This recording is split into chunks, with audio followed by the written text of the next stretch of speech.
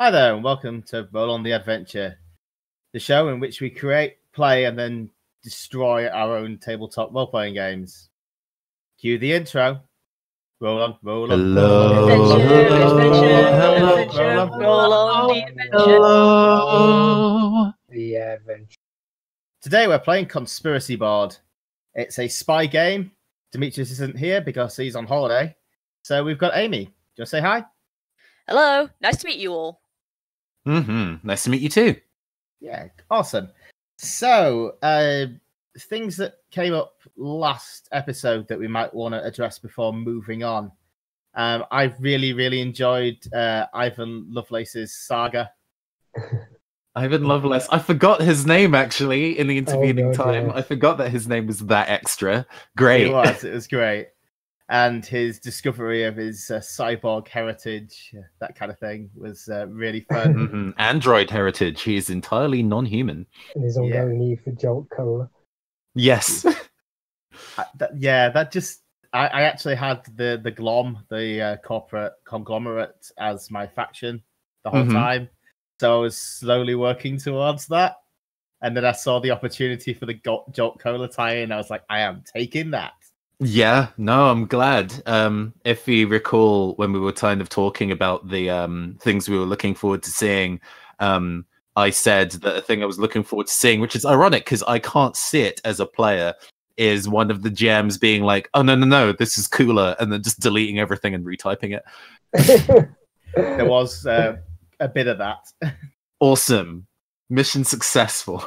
Or at least a bit of replanning. We didn't actually end up writing quite as much as I thought we might. Okay. But I think most of that was just because it flowed. And I don't think that's necessarily a bad thing. No, that's cool. You know, even though there is something amusing in the best laid plans being ruined and redoing them, the fact that you can all kind of have separate interpretations of the story, but still kind of flow quite seamlessly from one to the other is a good sign. As players, if not as game mechanics. Yeah. So we worked out the thing to do on ties. The only thing that I think we might want to have an address of is sort of scene structure. Okay. What do you mean? Okay, so a couple of the scenes went on, I felt, a bit longer than they needed to. Okay. Because we were, especially at the beginning, we weren't quite sure, what we were doing with them. I think for me, a standout scene was the one in the taxi. The one with the taxi. Sure. Okay. And I'd like to explain kind of where I'm going on that. Yeah, no, go ahead. So we had the bit where you're getting on your Vespa. That was like a nice intro. We had the sort of routine of the scene, which is you tailing this guy, going neck and neck with this taxi. We had a bit of flavor. And the flavor was you looking and trying to work out who this person is. And then we had the sort of crux of the scene, which was the hacking. Overall, the entire scene was only about 5 minutes of build up and 5 minutes of us discussing everything and the ending. And I think that was about what we should be aiming for. Okay. I mean, obviously we could have longer ones, but I think trying to keep trying to get that question placed fast is kind of nice. Sure. Okay. So I'm thinking some advice on that sort of side would be good. I mean,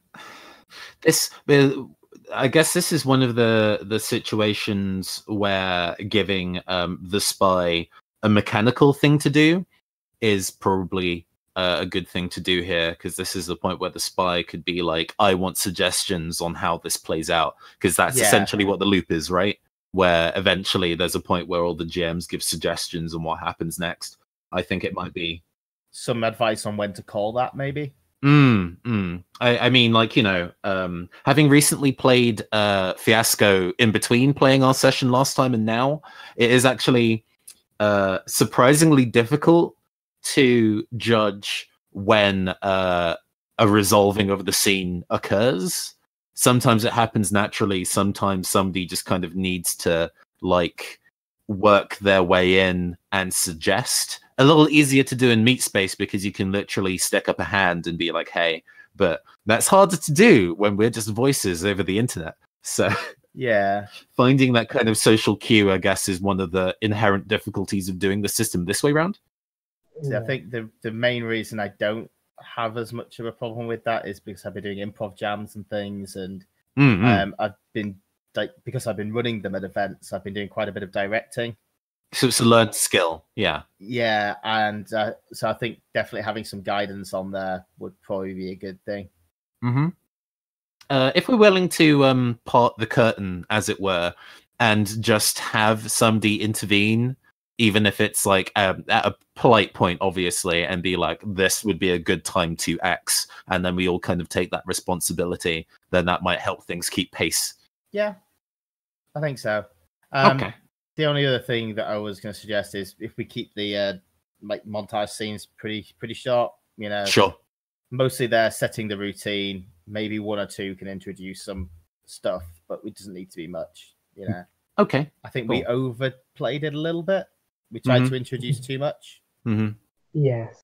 I have a suggestion, actually, of something to... So, this is partially on me, because I don't think it was explicitly in the rules, so I forgot to do it.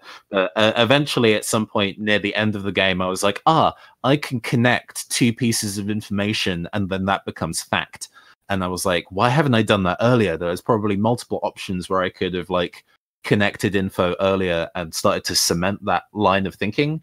And I kind of feel that that should probably be codified in the game rules itself, that as part of the wrapping up of the scene, like before the blind bid going into the next one, giving the spy the opportunity to connect two pieces of information. They can choose not to, obviously. They can be like, I don't want to do that. But at least kind of like having it as an established part of the game loop means that those bits of surprise connections come more frequently. Yeah, I think the wording that we used when we were actually sitting down and designing the game was that if the spy connects things, that's not necessarily exactly what's going on, but it's definitely what appears to be going on. It's definitely got some element of truth to it. It could be someone's trying to give that impression or something. There could be deeper facts, but that is now important. Yeah. I mean, the anarchist in me wants the hard and fast ruling of connections become true, but I can see why having the connections become important is less powerful, but still could be used in the same way. I think it still keeps the mystery there for the spy in a way that it doesn't necessarily otherwise. Okay. That's kind of where I'm going on that. So you still have some unknown. Sure. It's like, this is definitely a thing, but is it true? Is it false? It also indicates that you want answers to that as well. Yes. All right. The whole flagging up of what plot hooks people are actually interested in stuff is, probably good, because otherwise you end up with loads of odds and ends that don't never make really sense. go anywhere. Yeah, you kind of want to ideally possibly start with a widespread, but then kind of narrow in to focus on a few and try and wrap those up, rather than having loads of odds and ends of plot hooks that never really went anywhere. Sure. Yeah. Cool. So what do you think Nathan? I think that's fair. That finding it as because I guess it so happened how we played, I've never directly encountered the conglomerate. Yeah. Even though they were operating behind the scenes, which is fine. I think that's working as intended. Yeah. But it did mean that there were times where I'm like, should I be actively trying to pull those threads in? Is it fine if we don't actually directly encounter an agent from a specific agency? And I think it is fine.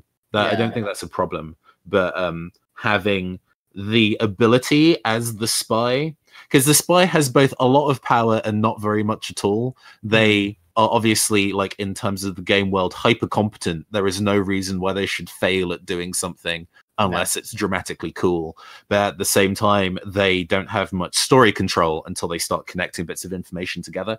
So I guess having it be the connections be flagging as important as where story is going is a power that the spy can have, and that's probably something we should champion in this version. For me, the main part of the spy's power was always you get to pick up from the options. Oh, that's also very true. Very true. That's kind of where I was going, but obviously I only experienced it from the GM side of the table, the informant side, not from the player side. So it's one of those very strange things where normally it's the other way around. Yes. Yeah, no, that kind of subversion is one of the things I actually quite like about this build. Cool. So, we've got a couple of things to sort of focus on, a couple of bits of advice. The codification of tiebreakers. We're going for 20 influence points again. Mm-hmm. So, let's get cracking. Oh, baby. Let's have a chat about setting first. Do we want to go for another one in the sort of vein of our previous one, where it's sort of near future, slightly cyberpunky? I think we went more heavy on the biopunk stuff, but Biopunk's also cool. I think we should leave it up to our new player to determine whether we revisit the same world or not. I think I would be perfectly happy to revisit it. I've also thought of maybe doing a noir storyline. Ooh, that's cool. A lot more, I don't want to say gritty, but, that sort of very dramatic kind of thing. Mm-hmm. No, that gives a lot of visual. Yeah, like everything's very dangerous. Everything's out to get you. There's a lot of intrigue. So like an unfriendly world type thing. Yeah, basically. And it kind of opens up a bit more in terms of very different kinds of authorities. Because in the previous one, with it being cyberpunk, a large theme is corporations in addition to kind of like governments. But for a noir, it feels like it would probably be a lot more intimate. Like an organization might be a local mafia or the police force, local police force, rather than international and things like that. So that changes the scale of things. That's cool. I mean, I don't think there's any reason why you couldn't do some sort of spy, private detective shenanigans in this. Mm-hmm. I think the main difference would just be, as Nathan just said, it tends to be a bit smaller scale. So instead of just kind of international spy organizations saying, oh, yes, you should go and do this, it's more likely to be, I don't know, the head of the local crime boss, the daughter of the local millionaire or something like that. Mechanically, I don't think it needs any change. It's just kind of a thematic and tone change. Mm-hmm. I'm really happy with that theming. Dope. In terms of tech level, because obviously noir there's like the classic 1920s noir, but there is also the concept of neo-noir, or more recently still neon noir, taking those kind of trappings but putting them in a different kind of time period and tech level. Do we want to keep it 1920s, Amy, or shall we make it more retro future? I think 1920s would be something I recognize more because I'm not very introduced to neo-noir. But I do like the idea of there possibly being some elements of, technology in this world, like new technology. I mean, we could kind of take the previous world and just have a very different spin on it. Okay. Yeah, it's kind of a poorer section where people still have phones, but they're more just kind of, you can talk and stuff on them. You don't have the full super whizzy internet access and able to pull down all of everything at a moment's notice. In that setting, the conspiracy board is more like to be a literal board, whereas I think in Ivan's case, if he was doing this, it would be an actual Trello board on his phone. Yes. Whereas here it would be the pin board with bits of string connecting things, and it'd be the literal conspiracy board. Yes, all that. Good to know that we can do that in this system. Otherwise, the name would be a lie. Yeah. So I'm thinking same world, possibly a little bit earlier. Okay. Different part of like somewhere probably in one of the major nations. Yep. Probably somewhere where it rains a lot. Yeah. So Manchester then. Chicago. Given that we had the climate motif in the last one, then it could be anywhere. Also very true. Also very true. Is there a particular city you have an affinity with, Amy? I mean, I have to go with Bristol, as it's a city I spend a lot of time in. Okay. Bristol's rainy as hell. That works. It is rainy as hell. It's actually raining right now. Cool. So let's get that on the Trello board, someone. Okay. So yeah, we'll whack this game in Bristol. Add a card. Still raining all the damn time. It's like a weekend in Wales every day. I guess this is a bit where we can rely on having some inside information. What is a cool landmark / location in Bristol, just to make it grounded there before we make up a whole bunch of places? Obviously, there's stuff like the Clifton Suspension Bridge, which looks over this huge 2 massive cliffs leading into a river. That sounds like a cool place for a murder. That sounds like a good place for a lot of things. I put in motifs rain. There's also the docks. So that's quite a big sort of area in Bristol. So obviously if you want to go for noir, that sort of area could work. No, I dig those. That's rad. That's cool, yeah. Yeah. What other kind of things would we like to add into? We accidentally doubled up. I'm going to delete it. If I can. Am I allowed to? I've got it. Okay. There's this place, there's an old railway station in Bristol, which was essentially a vernacular, which went down the cliffside, but now it's abandoned.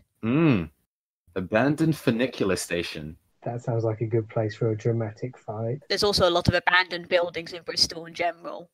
Is it mostly Victorian era abandoned buildings? There's abandoned churches. There's fields where people are doing works. There's train stations, train tracks. So yeah, there's a lot of monuments you can use in Bristol. Yeah, I put abandoned buildings down as a motif. I think that'd be quite nice. Cool. We're gonna have to kind of work out what the role of Britain is in this game. That's going to be quite interesting. Yeah, because they weren't directly involved in the last one. No. Goodness.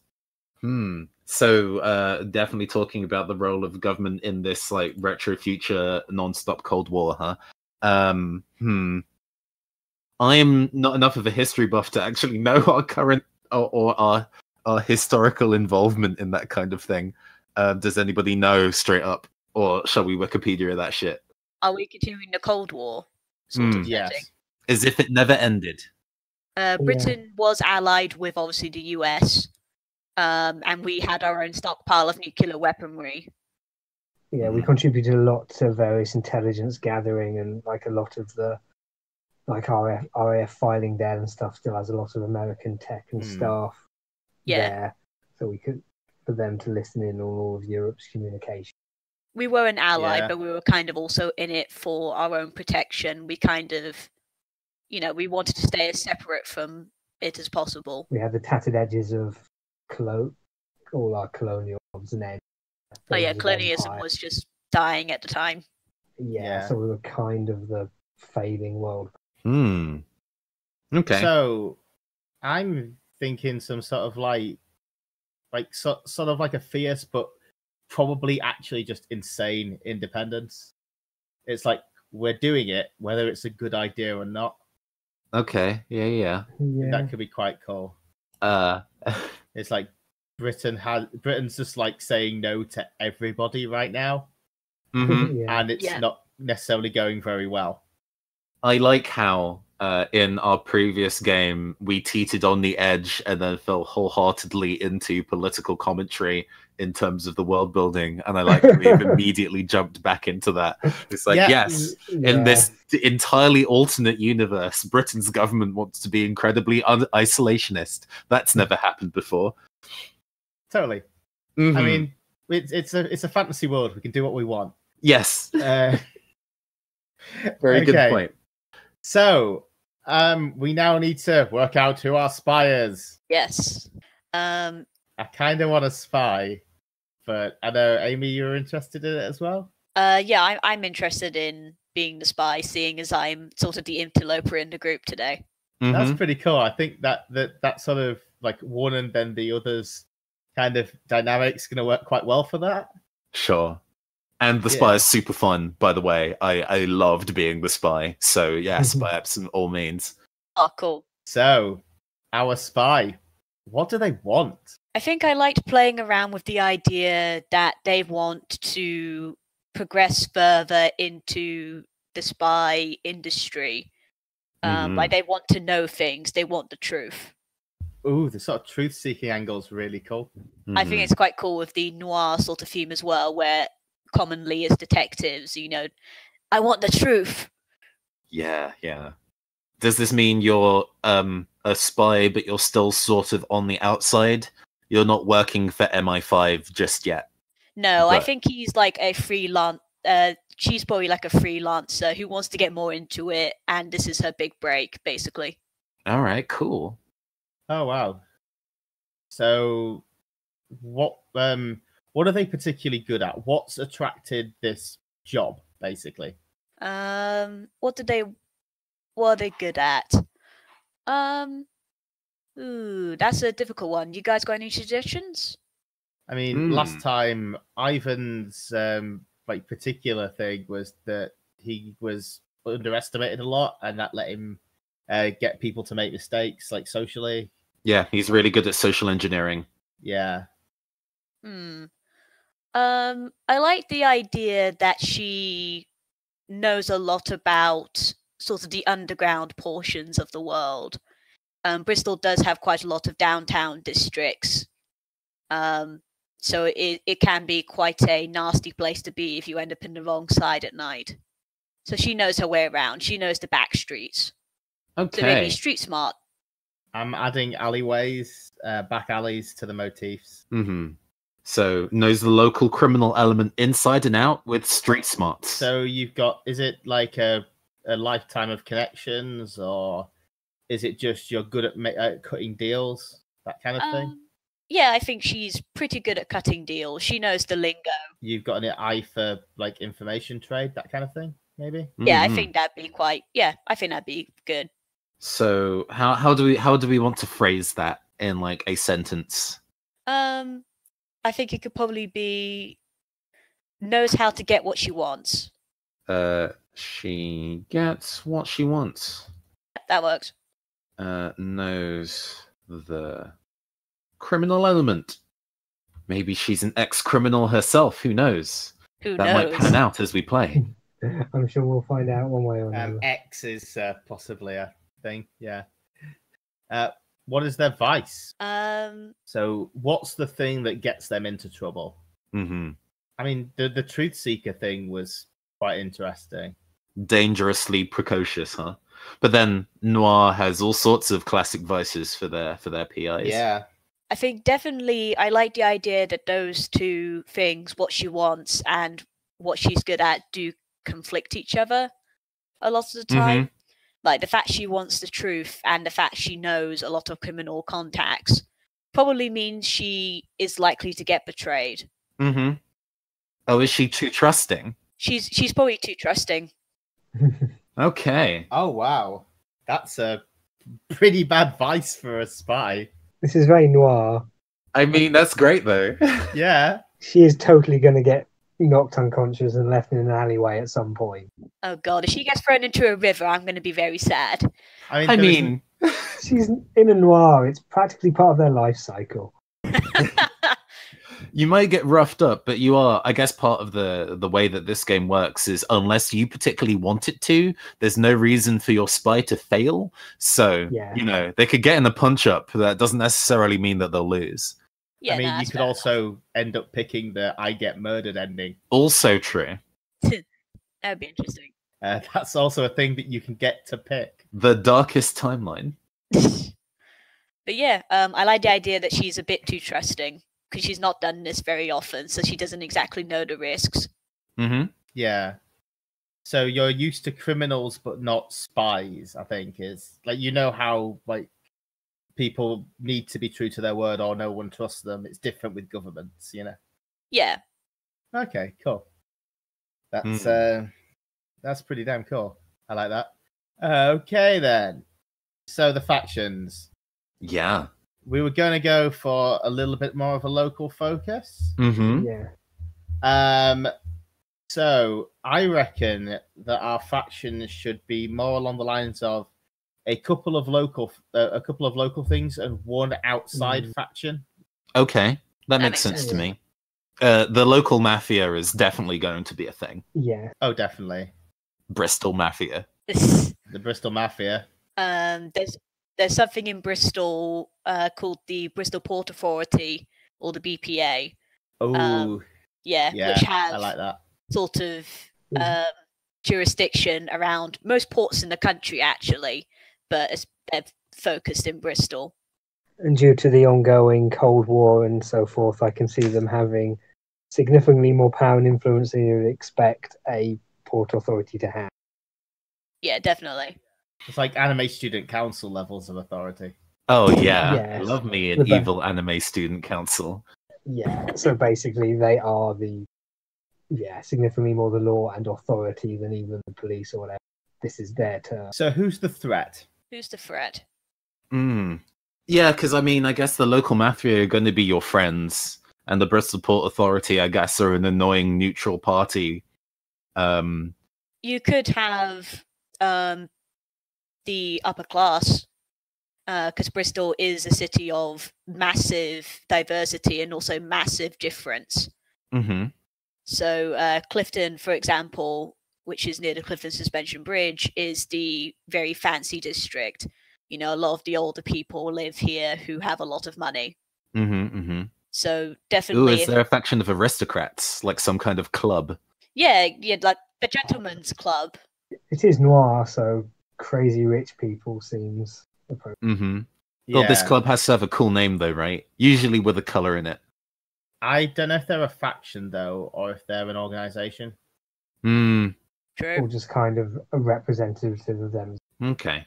Well, we can put that in the where would this go before we flesh it out? Maybe in the people and places. All right, let's add a card there. I think we need I think we should have 2 upcoming events this time. Last time we were focused around the election and it was really cool. I think this time we should probably have I think Christmas. Ooh. Yeah. Okay. People cool with that? Yeah. Yep.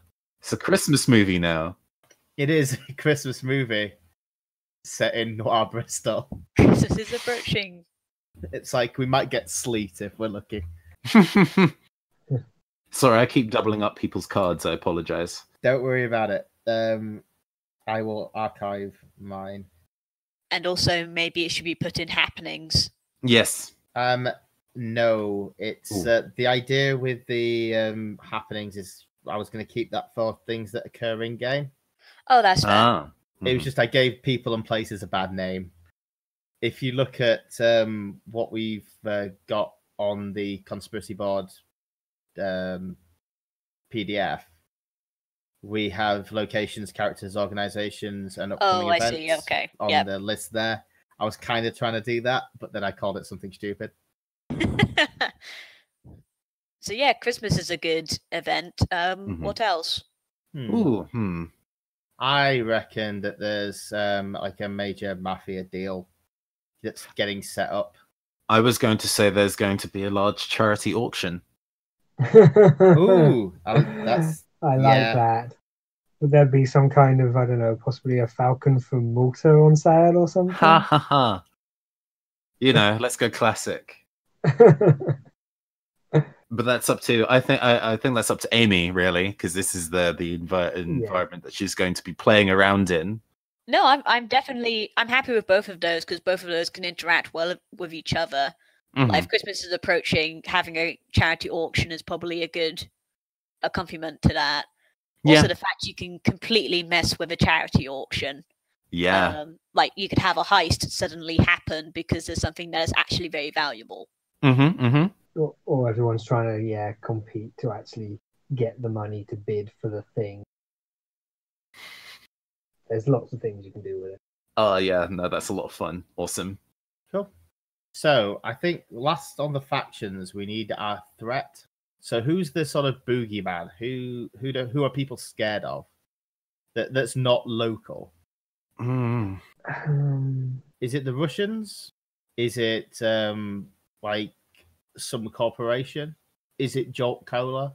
Fucking big Jolt, that industry. It could be like Jolt Cola. I mean, bringing back one of the kind of like influences from the previous game does tie it into the same world, right? So I think so. Does Glom make Jolt Cola? The Glom Jolt Cola was part of the Glom. Okay. Yeah, that could. Then that seems like a fun thing to tie in then. So consumerism is back, baby. It's Christmas time. It would make sense as well, considering we've depicted Britain as being like fiercely independent. The Glom might be like, no, we want you to buy our stuff. Yeah, I'm thinking it's going to be like a case of the sort of Russian illegal imports during the Cold War. You know, when they were sort of like smuggling vinyl across and stuff like that. Oh, yeah. Like pressed as like medical photography, right? Yeah, those are beautiful. Yeah, neat. Oh man, I kind of want that to be an item in this thing now, but we'll see.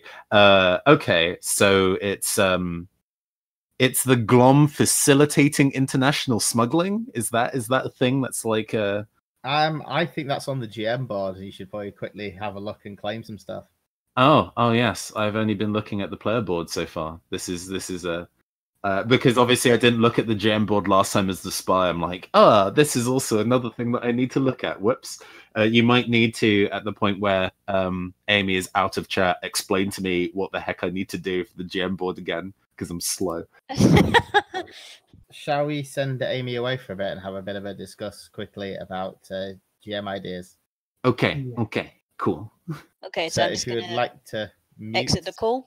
Oh no, I can just deafen, can't I? Oh, you don't need to do that necessarily. If you just click the headphones icon, it will mute your audio and your input. Yep, cool.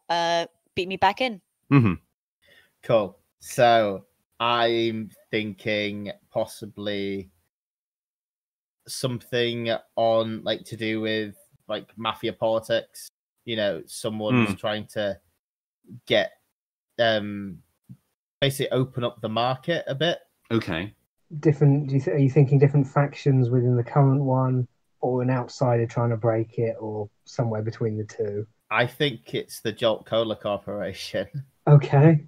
I assume it's good. Are we saying that Bristol's probably something like a major port where they need it to bring their stuff in? Yeah. And obviously the local mafia kind of have a stronghold on it and are not so keen on it. Well, they run the black market and they don't want anyone else playing. Yeah.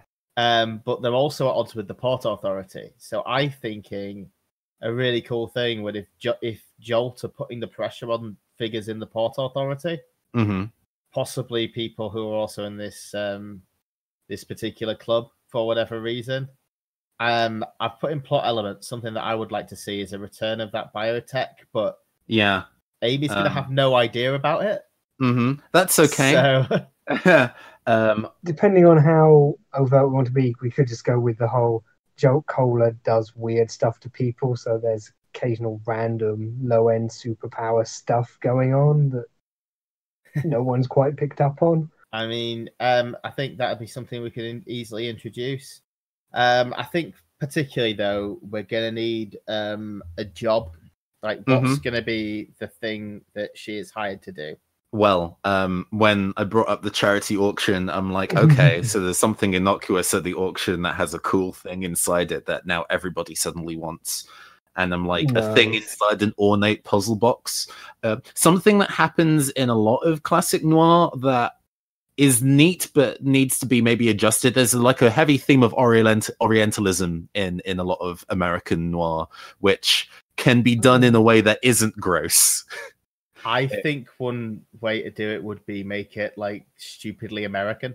Like, you know, this is probably like this expensive artifact is actually not particularly expensive. It just looks exotic because the person who wants to smuggle something inside of it thought that was the best way of doing so. Yeah, no, like, yeah. or possibly we could even go back and make it some sort of like First or Second World War thing. Because quite Like often it was kind of an exotic item to be kind of a contrast to the down and gritty and mundane streets. You had this fabulous item from far off foreign land.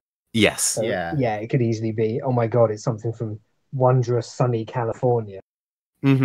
Actually, yeah, something mundane from somewhere exotic is probably a cool way of subverting that, right? In the same way that we're all like, it's like stationery, but it's from Japan.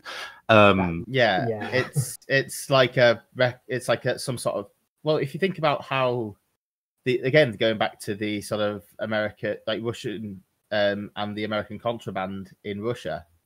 That sort of thing. It's like a piece of it's a big thing to own, but because it's a sensible thing that you're not supposed to have. Shall we just make it full circle and make it Box of Records? Yeah. I was going to say Levi jeans, but Box of Records works better. Because that feels very kind of both classic Americana, and you can put all sorts of things inside the Box of Records. Yeah, it's like it's a box of Johnny Cash records. A cache of cash. I think we should go for that. Okay. So are we specifically making it Johnny Cash? Are we making Johnny Cash canon in this world? Yeah, I think we should. Yeah. Okay. It's a box of Johnny Cash records. FYI, I am going to claim Mafia as my faction, just straight up before anybody else does. Okay. Chris, have you any thoughts, or I may claim the shall I be the Jolt Cola Corporation again? I was thinking of claiming the Port Authority. Sweet. Right. A question that I'm going to ask for how you've laid out the Trello board is, what card did you type up your kind of like expectations of where things go? Because it's not immediately. We mostly just did connections. Right. Okay. And kind of made additional notes. Right. I guess because I want the experience of renovating my idea as I go, I will be typing up, I guess, what I think is the truth in my card, even if other people don't particularly want to do that. But I kind of just want to put that out in the air, because there's probably going to be a point in this where I'll go like, dang, and then have to retype a whole bunch of things, and that's intentional. Don't be alarmed if that occurs. It does tend to be slightly fiddly, just trying to switch between making things up and talking and frantically trying to remember what you've said before and make notes and so on. But it's fun. I mean, the revisions are usually when it's not your narration, right? Because you then have the time to do that. So I'm thinking the briefing should be either to get someone into the to basically either buy the records or obtain them somehow. Yeah. Or it should be to make sure that someone else can. They probably, it's not going to be as straightforward as they're at the auction. You just have to be there to buy them. Well, it's an auction of like Mafia contraband, or Hellfire Club contraband, or something like that. So getting in is going to be. Yeah. Well, are you thinking it's run by the Mafia, or it's an kind of like who knows? I think we should work it out. Auctions of nit. Okay, you want to work out that particular detail? Sure. I would suggest then that it's a circumstance where the briefing is to get person X in as well as yourself, and then work together to get because it's way easier to win an auction item if there's more than one person in cahoots trying to get hold of it. I'm personally feeling that the actual brief should be to obtain the records. But then the finer details to do so are left open. Yeah. Okay. So who wants to take the briefing? Since Amy's character, which hasn't been named yet, is got a close tie with the Mafia as her skill set, I figure that she's going to be speaking to some criminals for a job. That would be the Mafia doing that. I think I think we should go for the standards. Someone approaches her in a bar, or possibly her office. Her office is also a classic option. Yeah. Is there a particular card for the briefing? There isn't. I think what the people that aren't doing the briefing are going to do is keep an eye out and put down any events, unanswered questions, that kind of thing. Okay. That's fine. So once we've decided that, once we've decided who's taking the briefing, I did it last time, so I'm not. Now we'll do it. Cool. In that case, you take the briefing, but first we have to do the montage. The locations, introducing our spy, that kind of thing. Yeah. Okay. So we'll grab Amy back. Hello. Hi again. That was quick. Hello. We said lots of mean things about you while you were gone. Aw. Just kidding. We did actually kind of discuss whether your character has a name yet or not. I don't particularly have a name for them yet, no. Okay. Shall we do the intro montage and you can have a think? You know, once we know a little bit more about them, a name might jump out. Sure. Weather and color names would be very appropriate for what we've got going. Oh gosh. Yeah. And I think, to be fair, the first place that we should go is we're going to open on a street in Bristol, like the High Street. Yep. It's some like godforsaken time in the morning. It's been like a long night doing your day job is probably the wrong word, but you're kind of wandering down the high street and there's just flyers for like Christmas stuff like everywhere, you know, like for a traditional British Christmas. What does your character look like as you're like, you know, you've got the harsh orange light of the street lamps like blazing down on you? How are you dressed? I think she's dressed probably quite thick clothing for the weather for the time of year. I'm gonna go classic and say she does have an overcoat. And she tries to keep a lower profile, so she's, you know, like ducked under the collar, essentially trying to use it as a windbreak. Yeah. Sort of sheltering yourself from the wind kind of thing. Is it howling a bit? Yeah, that kind of thing. Yeah, it's howling a bit and it's a bit cold. Yeah. One of the flyers comes like flying off. Does it hit you? I think it does. It like hits the bottom of her jacket. Yeah, so there's a few things like flapping around, you know, leaves, that kind of thing. Newspapers, stuff like that are getting like raked along the street. Who wants to take the next bit of the montage? Ooh, okay. I'll take the next bit of the montage. There is a speakeasy bar that you are sitting in alongside three other people who are all wearing straw boater hats. The air is very tense as it is the last round of the game for the evening, and somebody is winning by a country mile.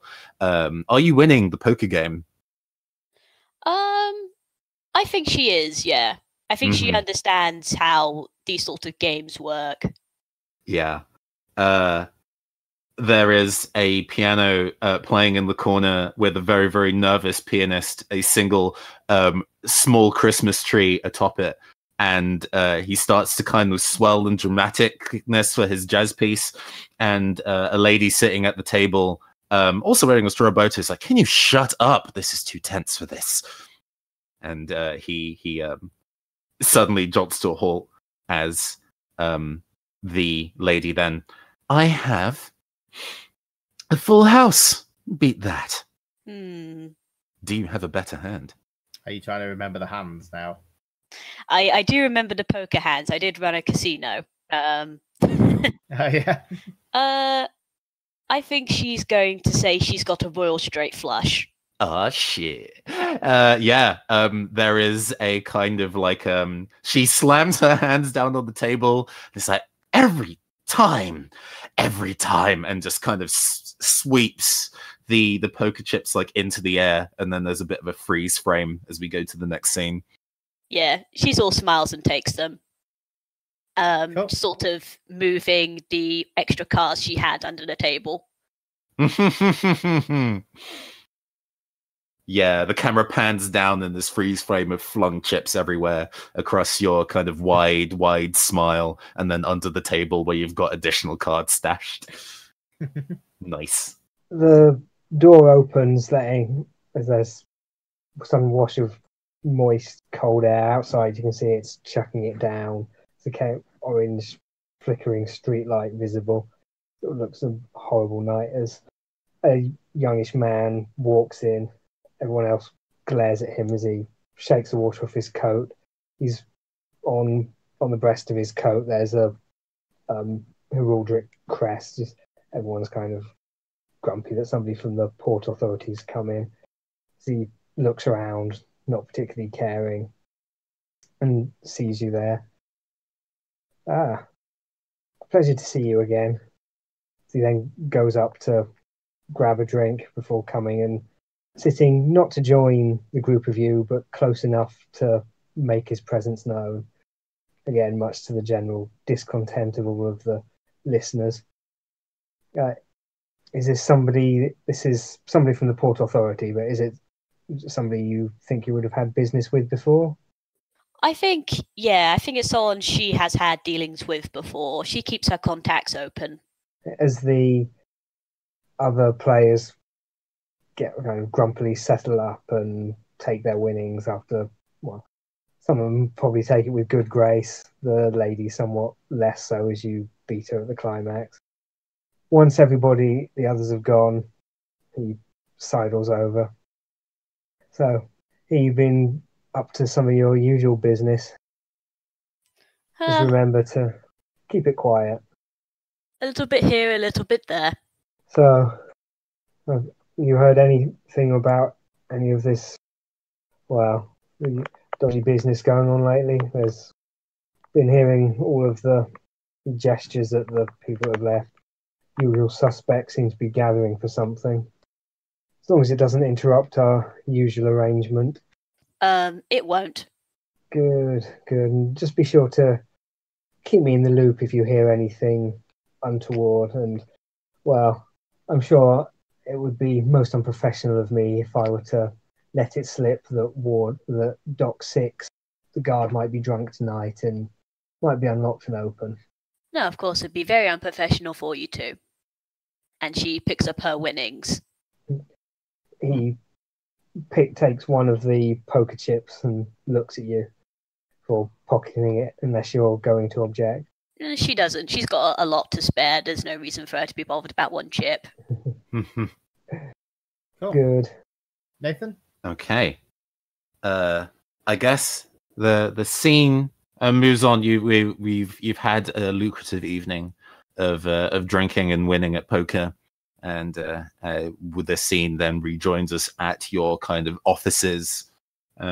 You've been working your kind of way as a bit of a private investigator, as a way to kind of pay the bills, but you're hungry for more. You can't get the truth on the streets just as a lowly PI. One day you'll make it. But for now, another customer arrives. They slip through the front door, which... Do you lock the front door to your office?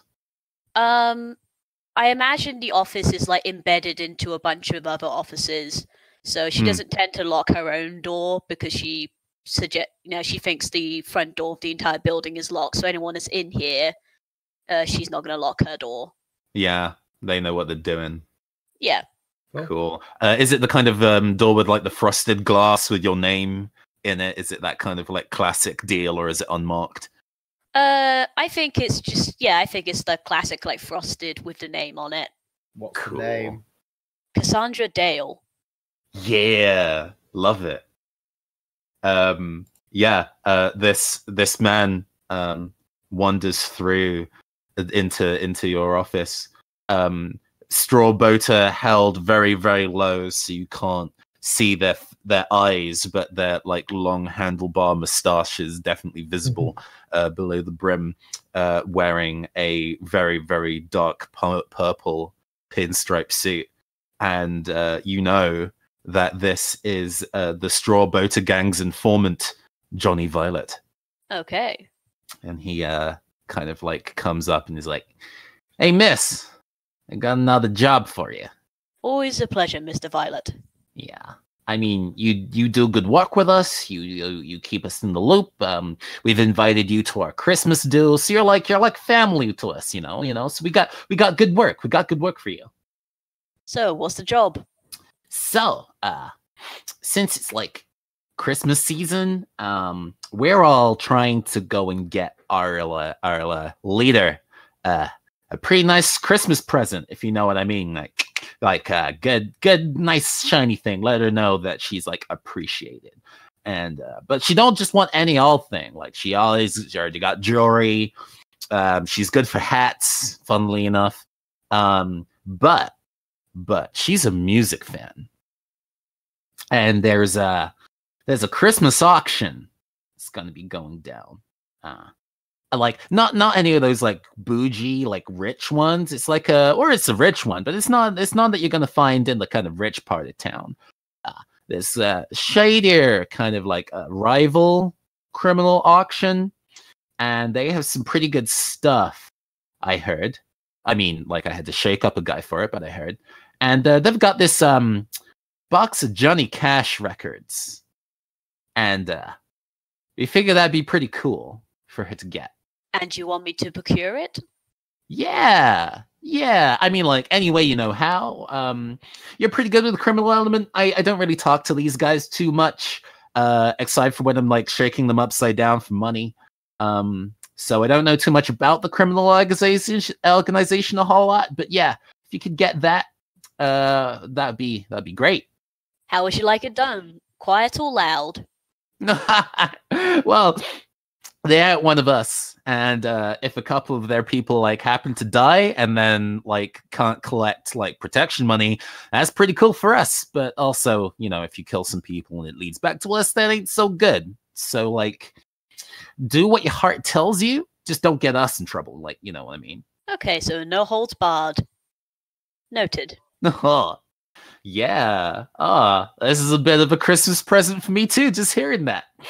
Old Johnny likes a bit of violence. Go and give us like the full story when you come back. That'd be real cool. Will do. Okay.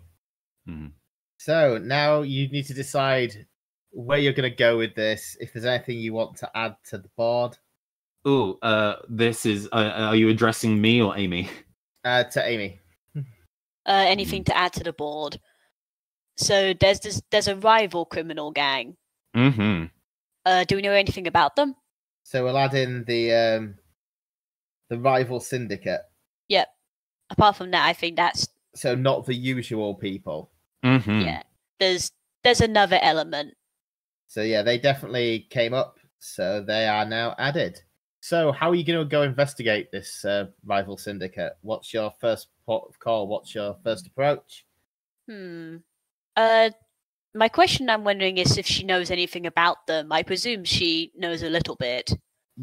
There's a lot of sort of big groups in town, I think, but there's like the main people are the sort of aristocratic crime lords. They're sort of like a crime aristocracy, probably with ties to the real aristocracy. What do you guys think? So yeah, we've got this crime aristocracy. Nathan, any thoughts? Crime aristocracy sounds pretty good to me. It's do we want additional details about the crime aristocracy? Well, I think it was established that they're usually the sort of people that would run an auction like this. Yeah, no, I think they are all they kind of bond together over sport, but definitely have mad money to spend on frivolous crap. But they sport is a big thing for them. Okay, that's quite interesting. Yeah, I think her first port of call really would be to find out where and when the auction is, like who's organizing it, like the actual person organizing it. Who are you gonna go? How are you gonna go try to find that out? What's your sort of MO? I think her MO at the moment is just going to be flat asking questions. Okay. Go around the speakeasies which we sort of established exist. Yeah. Cool. So we're gonna now do voting to see who wants to frame that scene. Yeah. Cool. So I'm gonna go and I've already typed my number into Discord. when everybody is finished typing their number, if Amy, you could give a countdown and we'll hit enter at the same time. Okay. Chris, have you got your number? No, going on to it. Give me a sec. This was a problem last time. Yes, Oh, everyone did it at different times. Yeah. pretty much. No, everyone did it at the same time apart from Chris. Oh, whoops. Oh, no, Chris. Typing numbers is hard, yo. Sorry. There we go. Is everyone ready? Yes. Yep. 3, 2, 1. Oh. Ooh. So we tie. So then we go again, and this is on top of our initial bet. So we've both me and Chris have bet 3. So whatever I add to that is then +3 in terms of my 20 influence that I'm spending. Okay. Tell me when you're ready. Ready? You ready, Chris? Yep, ready. There we go. 3, 2, 1. Show me. All right. Ooh. It's mine. Hey. Nice one. Okay. So this is. I guess where would you like to go and have your kind of hitting the streets investigation at? Is the important thing to. So the auction is being organized not by the rich aristocrats, was what I got. It's being organized by a different set of people. Johnny did say that it's not being held in the bougie part of town. Okay. She's gonna go down towards the docks then. Okay. Cool. If you allow me to sort of use a bit of local knowledge here, there's a bar that is a boat which literally is on the river. It's called the Grain Barge. So Nice. possibly like having a bar on a boat. Cool. I like that. May I also add that actually, on every hour on the hour, the boat goes into the open ocean and does a loop. And during that time, that is when the real discussions occur. I like that, yeah. Cool. So yeah, you step onto the barge, which initially probably felt like it was like a fancy name, like it was all like, oh yes, it's all aesthetic, but actually it very much looks and feels like a barge on this thing.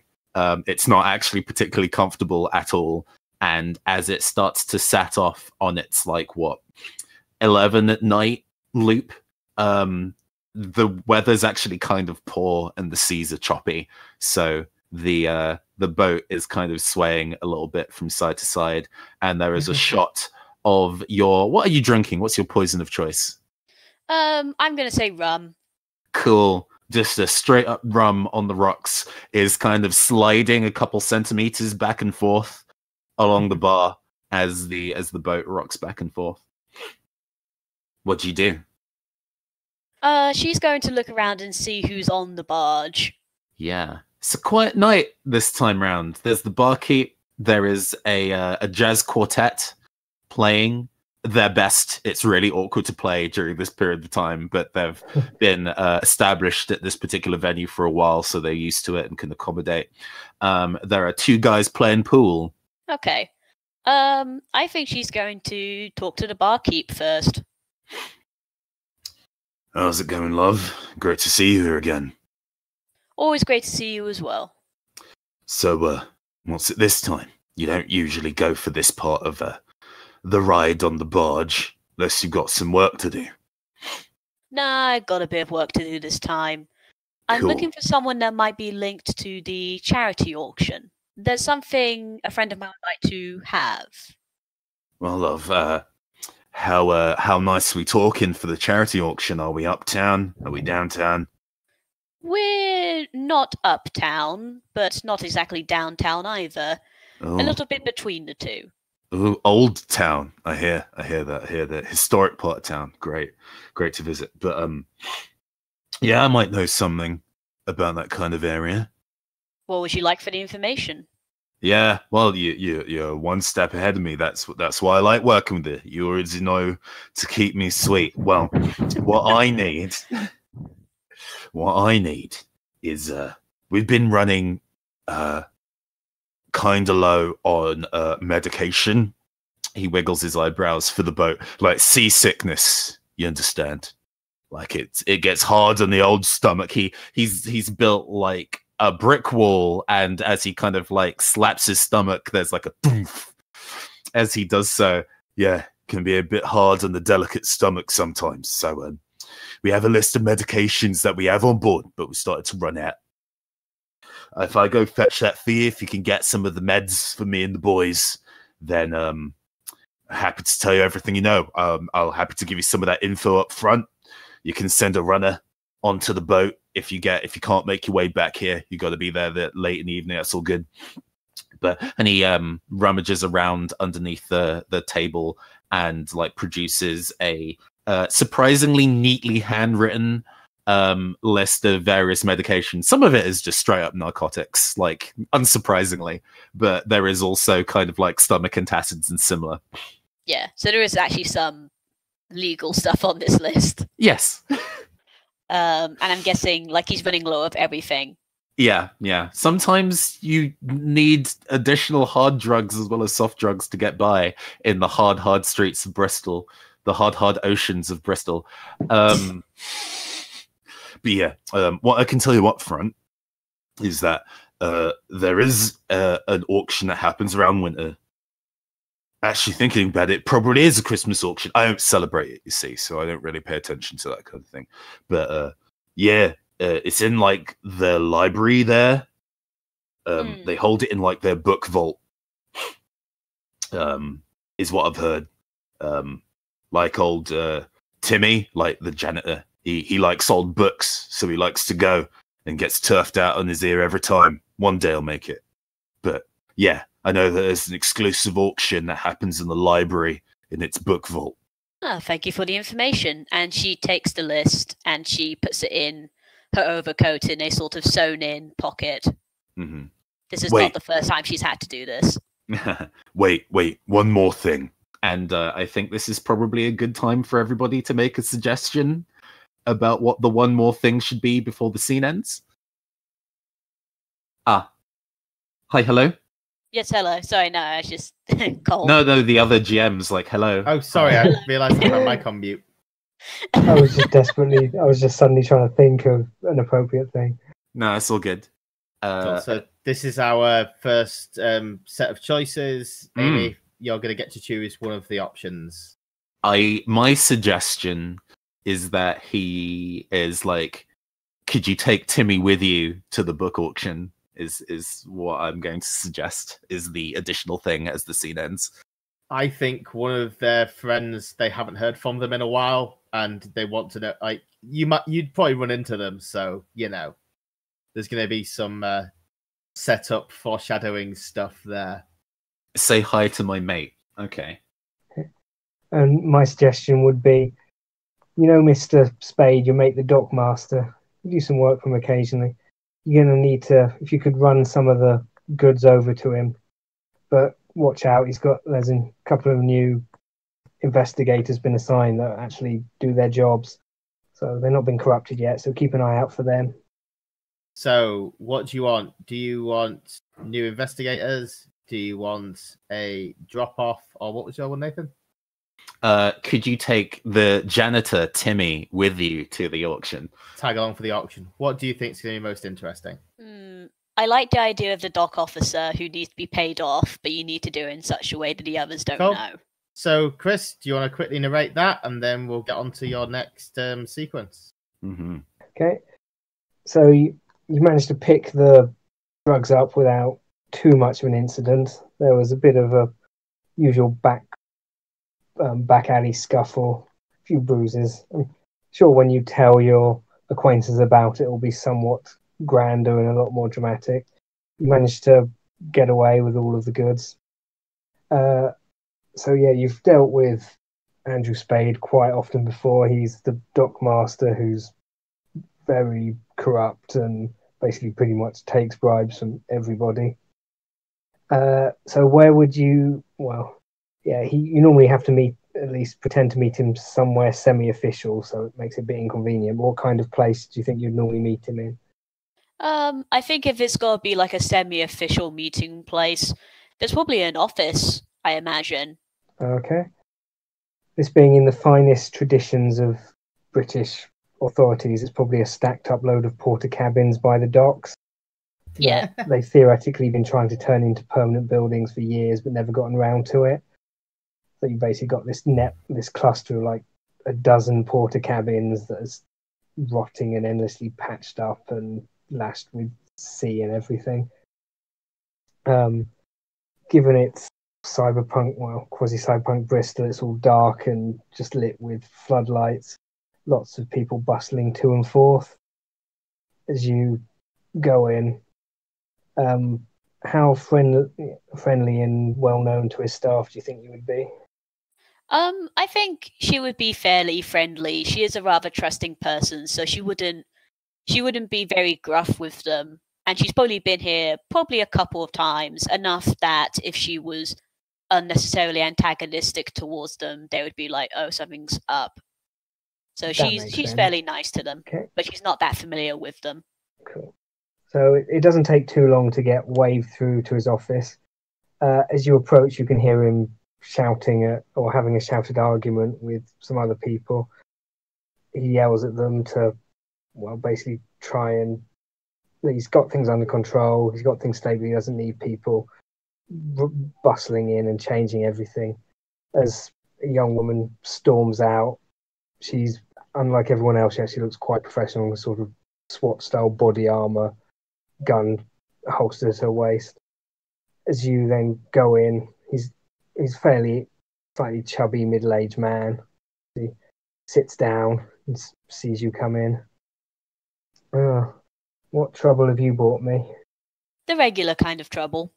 Ah, yes. And she sort of, she's got like a small package of the stuff she has underneath her overcoat, because it's an overcoat.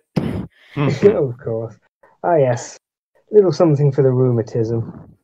Always a pleasure. Yes, of course. And I hope you remember our agreement? Oh, yes, of course. So he goes over to a safe on the wall, but one of the big wheel arm jobbies, undoes it, or much clanking, and gets it open, pulls out a couple of rolls of money. This should keep you afloat for a little while. Just don't be doing anything to bring the city down. Got a reputation to protect, you understand? Of course, we all do. And she takes the money. Well, pleasure doing business. As always. And she sort of leaves without a word. All right. Nice. I guess this is the time for... where do you want to go next, I guess? And then we do the next vote. Then we do the next vote. Okay, so from what I got... So I can go back to the boat and get information. Mm-hmm. You also indicated that I think his name was Timmy, right? Janitor. Timmy the janitor on the barge. I actually want to go and talk to him, because if he's the janitor, maybe he knows a way into the building that other people don't. Oh, you mean like he's a janitor for the library?